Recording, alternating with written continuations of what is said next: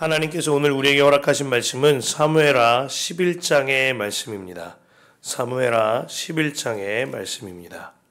사무엘하 11장 봉독은 1절에서 8절과 14에서 18절 그리고 26, 27절 이렇게 하도록 하겠습니다.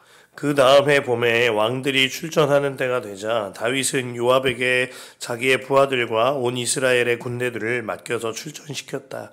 그들은 암몬 사람을 무찌르고 라빠를 포위하였다. 그러나 다윗은 예루살렘에 머물러 있었다.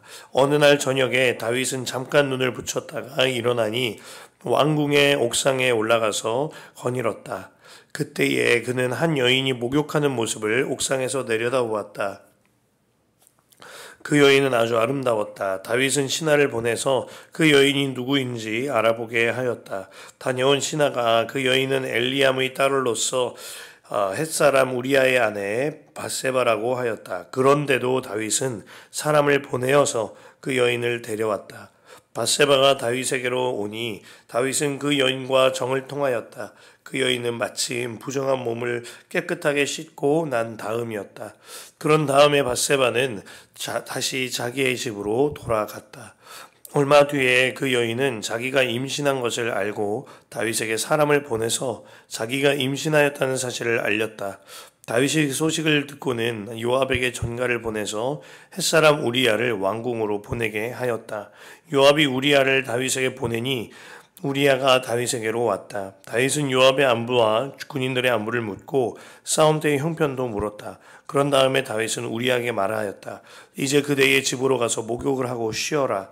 우리아가 어전에서 물러가니 왕은 먹을 것을 함께 딸려서 보냈다. 14절에서 18절 말씀입니다. 다음날 아침에 다윗은 요압에게 편지를 써서 우리아의 편에 보냈다. 다윗은 그 편지에 다음과 같이 썼다. 너는 우리아를 전투가 가장 치열한 전선으로 앞세우고 나아갔다가 너희만 그의 뒤로 물러나서 그가 맞아서 죽게 하여라. 요압의 적의 성을 포위하고 있다가 자기가 알고 있는 대로 적의 저항 세력이 가장 강한 곳에 우리아를 배치하였다. 그 성의 사람들이 나가서 요압의 군인들과 싸우는 동안에 다윗의 부하들 쪽에서 군인 몇 사람이 쓰러져서 죽었고 그때의 햇사람 우리아도 전사하였다. 요압이 다윗에게 사람을 보내서 전쟁의 상황을 모두 전하였다. 26절에서 27절입니다. 우리아의 아내는 우리아가 죽었다는 소식을 듣자 자기 남편을 생각하여 슬피 울었다. 애도하는 기간이 끝나니 다윗이 사람을 보내어서 그 여인을 왕궁으로 데려왔다. 그 여인은 이렇게 하여서 다윗의 아내가 되었고 그들 사이에서 아들이 태어났다. 그러나 주님께서 보시기에 다윗이 한 이번 일은 아주 악하였다. 아멘. 하나님의 말씀입니다. 주님 안에 참 좋은 금요일 새벽입니다. 오늘도 우리 기도의 온도가 이어집니다. 주님 안에서 기도의 온도가 뜨겁게 타올라지는 교회 되기를 원합니다. 또한 오늘 금요일 저녁 8시에 본당에서 금요 성령 집회가 있겠습니다. 이 집회를 통하여 정말 내 안에 성령의 충만함이 부어지는 밤 될 것입니다. 함께 하셔서 성령으로 기도하게 되시기를 바라겠습니다. 어제 사무엘하 10장을 설교하면서 이렇게 설교를 열었어요. 다윗은 참 멋진 사람입니다. 라고 열었죠. 그러나 오늘 본문에 다윗을 보면 이런 말을 하지 않을 수 없습니다. 다윗은 정말 악한 사람입니다. 본문 끝에 분명히 기록되지요. 그러나 주님께서 보시기에 다윗이 한 이번 일은 아주 악하였다. 본문은 다윗의 인생의 가장 치욕적인 수치스러운 장면일 것입니다. 다윗은 밧세바와 간음하였고 이 사실을 은닉하기 위해 밧세바의 남편이자 본인의 충신인 우리아를 계획하여 살인합니다. 본문에 그가 이 악행을 행하는 때와 장소, 접속사와 동사 모든 것이 아주 신랄하게 다윗을 고발하고 있습니다. 그 말씀 속으로 함께 가보기를 원하는데요.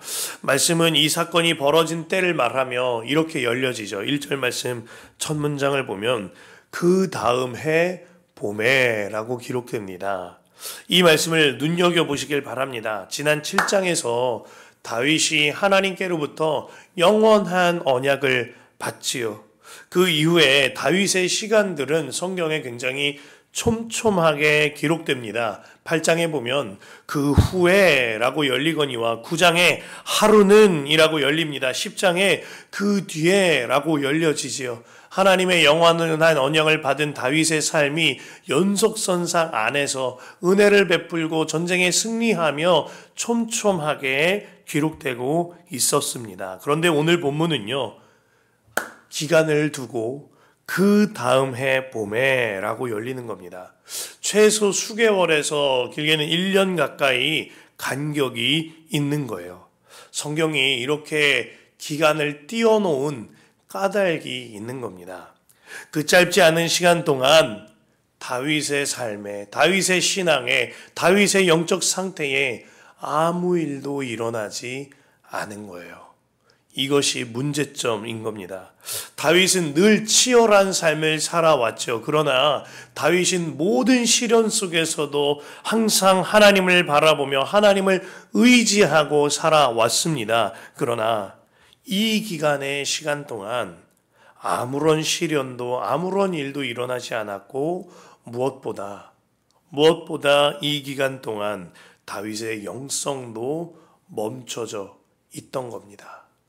어린아이가 키가 자라지 아니하고 가만히 있는다면 야 이제 다 컸구나 하는 것이 아니라 상당히 걱정스러운 일일 겁니다. 이와 같은 일이 다윗에게 벌어진 거죠. 이 기간에 예배도 사명도 기도도 제대로 하지 아니하고 이 시간을 허송세월로 보내버린 거예요. 다윗은 이 틈이 벌어진 기간 동안 틀림없이 율법에 맞추어 절기도 지키고 제사도 했을 겁니다. 그러나 율법이니까요. 다 율법이니까 했지만 그러나 그 마음이 떠난 채로 매너지리즘에 빠진 채로 절기를 지키며 제사를 드렸습니다. 그렇게 주님과의 단절에도 아무런 일도 일어나지 않고 아무렇지 않게 시간을 허비해 버린 겁니다. 이것이 그 다음 해 봄에인 것이죠. 끝내 다윗은 이렇게 틈이 벌어진 그 다음 해 봄 2절에 보면 어느 저녁날 밧세바와 간음하고 우리아를 살인합니다. 우리의 삶에 아무런 감격도 주님과 교제함도 없이 틈이 벌어진 채로 흘러 지나가는 이 상태가 얼마나 무서운 일인지 깨달아야 하는 것이죠.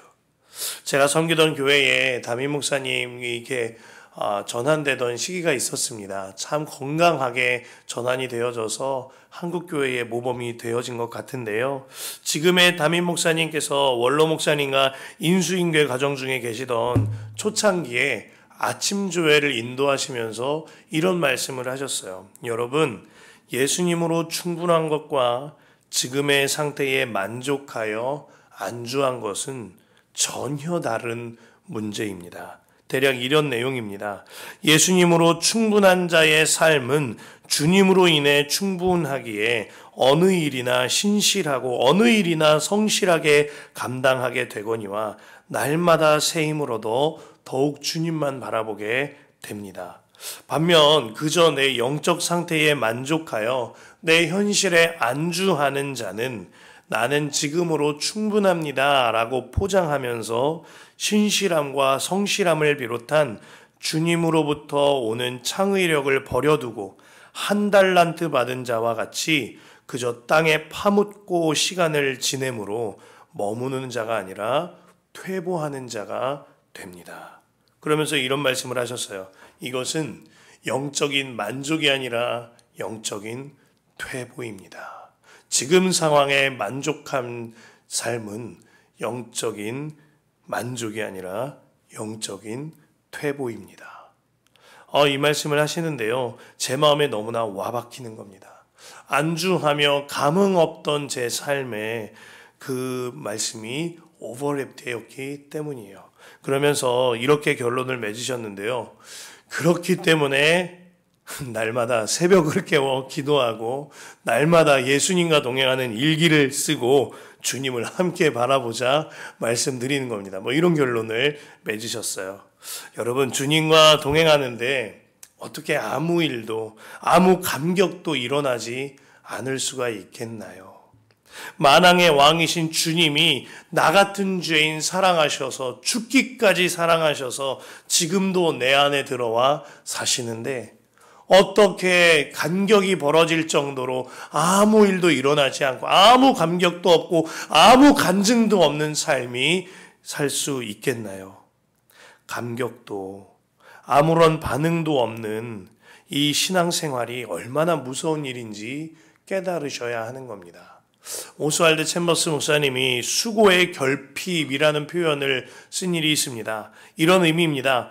은혜만 받으면 자동적으로 충만해질 것이라고 여기는 신앙입니다.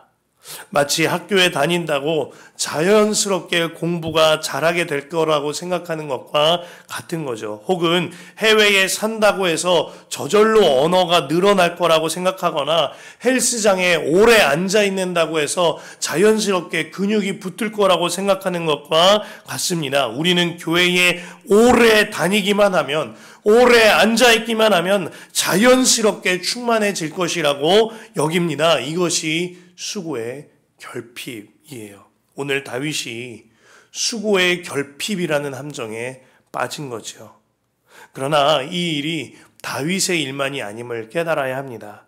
수십 년 신앙생활 하지만 변화도 없이 감격도 없이 산다면 주님께서 말씀을 통하여 사역자를 통하여 상황과 환경을 통하여 가정을 통하여 수없이 기도의 온도를 높여라, 말씀을 보아라, 예수님과 동행하는 삶을 위하여 예수님과 동행하는 일기를 쓰며 빛 가운데 교제하여라, 속해 가운데 주님과 교제하여라 수없이 들려주시지만 반응하지 않는다면 이것이 그 다음 해에 봄에 이르기까지 수고의 결핍을 지나고 있는 다윗과 똑같은 삶인 것입니다. 그러던 중에 여러분들의 그 다음 해에 봄해를 맞이하게 된다면 너무나 비참한 겁니다. 깨달아야 합니다. 그 다음 해의 봄해는 너무나 늦습니다. 그때에는 죄악에 넘어진 때가 되는 거죠. 지금 오늘 이곳에서 수고의 결핍에서 벗어나야만 하는 겁니다. 그렇게 수고의 결핍에 빠진 채로 그 다음 해 봄해를 맞이한 다윗은 모든 군대가 전쟁에 나가 있을 때 늘어지게 낮잠을 잡니다. 저녁에 이르기까지 낮잠을 자다가 일어나 한가롭게 옥상을 거닐다가 한 여인이 목욕하는 것을 눈으로 봅니다. 그 눈을 빼앗기죠. 그 해의 봄에 이르기까지 다윗의 영성은 이미 바닥을 쳤고 육신의 정력과 안목의 정력에 버텨낼 재간이 그의 영혼에는 없었습니다. 즉시로 다윗은 사람을 보내서 그 여인이 누구인지 알아보게 합니다. 여기서 주목할 동사가요, 보내다라는 동사입니다. 이 본문 전체를 끌고 가는 보내다라는 동사예요. 다윗이 사람을 보내서 저 여인이 누구인지 알아봅니다. 그 여인이 우리아의 아내 밧세바인 것을 알고도, 그런데도 다윗은 사람을 보내서 밧세바를 데려오게 하여 간음합니다. 그리고 밧세바가 임신했다는 소식을 듣고 다윗은 우리아의 상관인 요압에게 사람을 보내서, 전가를 보내서 우리아를 궁으로 불러들입니다. 우리아를 집에 돌려보내 밧세바와 합방하게 하므로 밧세바가 임신한 것을 나의 자녀가 아닌 우리아의 자녀처럼 속이려는 아주 사악한 계획을 가지고 있었습니다. 하지만 우리아는 충신이었어요. 완전히 군인 중에 군인이었죠. 그래서 밧세바의 집으로 가지 않고 부하들과 함께 지냅니다. 결국 다윗은 요압에게 편지를 보내서 우리아를 죽게 만들죠. 그 편지 안에는 우리아를 전쟁터 최전방에 보내서 죽게 만들고 너희들은 후퇴하라 하는 아주 악한 내용이었습니다. 이 메시지대로 시행한 요압은 다윗에게 사람을 보내서 우리아의 죽음과 전쟁의 상황을 모두 전해줍니다. 자, 다윗의 간음과 살인죄가 기록된 이 말씀에 가장 많이 반복된 동사 보내다입니다. 다윗이 마치 전능한 신처럼 사람들을 이리저리 보내면서 굴고 있는 겁니다. 그러면서 죄짓고 있는 거죠. 이에 대하여 침묵을 지키시며 다윗이 하는 짓을 보고 계셨던 하나님께서 어떻게 하시죠? 바로 다음 장 첫 절이 이것입니다. 주님께서 예언자 나단을 다윗에게 보내셨다. 11, 12장에 일어난 이 사건에 보내다라는 동사가 마지막으로 쓰인 구절입니다. 12장 1절에 주님께서 예언자 나단을 다윗에게 보내셨다. 여기에 하나님의 언어를 사용하셔서 하나님께서 주시는 메시지가 있는 겁니다. 다윗아, 너는 하나님이 아니야. 내가 하나님이야. 다윗아, 이 나라의 왕은 네가 아니야. 내가 왕이야. 다윗아, 네가 네 인생의 왕이 아니야. 내가 너의 인생의 왕이야. 이 메시지를 네가 한 방법 그대로 내가 너에게 보낸다. 다윗아, 회개하여라. 주님께서 오늘 여러분들에게 동일하게 메시지를 보내십니다. 새벽 말씀을 통하여, 성경을 통하여, 내 가정을 통하여, 설교를 통하여, 상황과 환경을 통하여 주님께서는 주님의 언어로 주님의 메시지를 틀림없이 여러분들에게 보내십니다. 그 말씀을 받고 회개해야 하는 것이죠.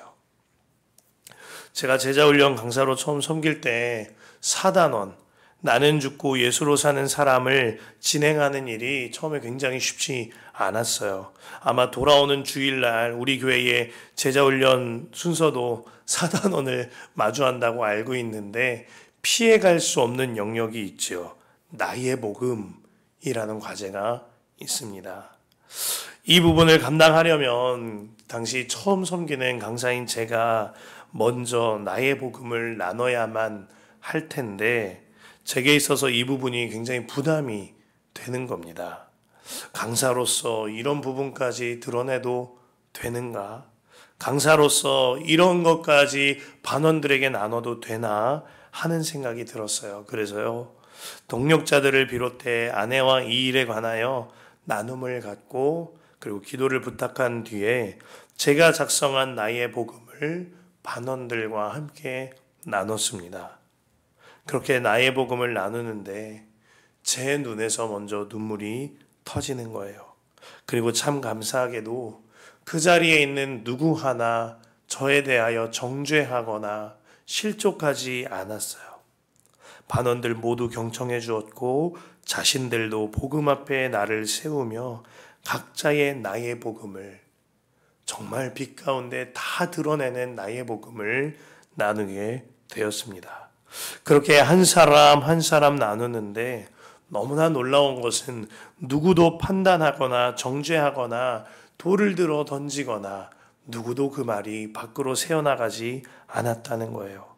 모두가 예수님 없이 살았던 나의 삶, 나의 지울 수 없는 죄와 그 죄의 흔적들, 도무지 떨쳐낼 수 없는 끔찍한 기억과 상처를 나누며 모든 고백이 부끄러움의 자리가 아니라 오히려 감격의 자리와 은혜의 자리가 되어졌습니다. 나의 복음이 맞춰지고 서로 손을 잡고 남자들이 서로 허깅을 하면서 펑펑 울고 펑펑 기도했던 기억이 납니다. 이전까지요, 저를 포함한 그 반의 제자훈련 반원들의 삶은 다윗처럼 악하고 더러운 삶들이었습니다. 밧세바와 간음하였듯 음란 중독과 은밀한 죄에 빠져 살았어요. 우리아를 살인하였듯 판단하고 정죄하며 폭력으로 물들어진 삶을 살았습니다. 이 모든 삶을 살면서 함께 하시는 주님을 멸시하며 내가 왕 노릇함으로 사람을 보냈던 다윗처럼 내가 왕 노릇하며 살았어요. 그러나 그날 주님께서 나의 복음이라는 메시지를 나단을 보내셨던 것처럼 우리에게 보내주셨던 거죠. 그날 주님께서 옆에 있는 동역자들을 주님께서 나단을 보내셨던 것처럼 우리들에게 보내주셨던 겁니다. 그날 제자훈련이라는, 또한 강사라는, 메시지라는 또 하나의 나단을 주님께서 우리 반에 보내주셨던 거죠. 그 눈이 열려지니까 강사도, 옆 사람도, 교재도, 말씀도, 내 문제도, 내 가정의 모든 환경도 주님께서 나단을 보내셨듯이 내게 보내주신 하나님의 메시지임이 깨달아진 겁니다. 그래서 회개가 터져 나온 거죠. 사랑하는 성도 여러분, 주님께서 우리에게 주님의 메시지를 보내시어 말씀하세요. 회개하여라. 그 길이 살 길이란다. 그 다음 해 봄날에 그때까지 지체하고 있는 영역이 있습니까? 내가 이것을 고백해야 하는데, 하나님께 돌이켜야 되는데, 하나님께 돌이켜서 세워져야 하는데, 빛 가운데 교제해야 하는데 아직도 주저하며 머뭇거려 그 다음 해가 되기까지 지체하는 영역이 있다면 오늘 하루 주님 앞에 온전히 회개하는 날 되시길 바랍니다. 나만 아는 은밀한 죄악의 영역이 있습니까? 사람을 보내서 했던 다윗처럼 내 삶에 왕노릇하는 삶이 있습니까? 사람들을 멸시하고 무시하는 내 삶이 있지는 않습니까? 주님이 알지 못하시는 것은 아무것도 없습니다. 그 주님 앞에 다 드러내는, 다 고백하는 하루를 살아보시길 바랍니다. 이 하루에 도전합니다. 고백해야 할 죄, 드러내야 할 죄, 빛 가운데로 고백하는 하루 되시길 바랍니다. 예수동행 일기를 통하여, 또 나의 복음 그 간증문을 통하여 또한 사람에게 찾아가고 주변 이들에게 찾아가서 고백하며 주님 안에 회개가 일어나기를 원합니다. 그리하여 믿는 자에게 일어나야 할 회개가 일어나게 되는 하루 되시길 바라겠습니다.